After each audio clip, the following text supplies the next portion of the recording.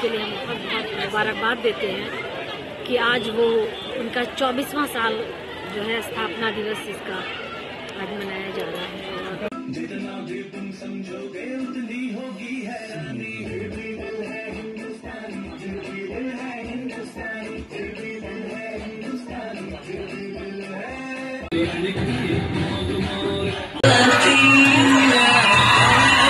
आज से 24 साल पहले 25 जनवरी 1995 को इस गर्ल्स आइडियल अकेडमी का क़याम हुआ।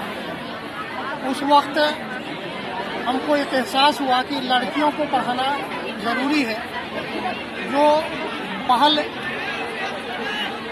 लोग बहुत सारे एजुकेशनिस्ट थे इलाके में, लेकिन उन्होंने नहीं किया था।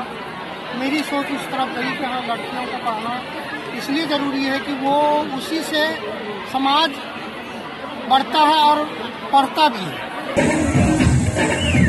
बहुत ही शानदार तालियां।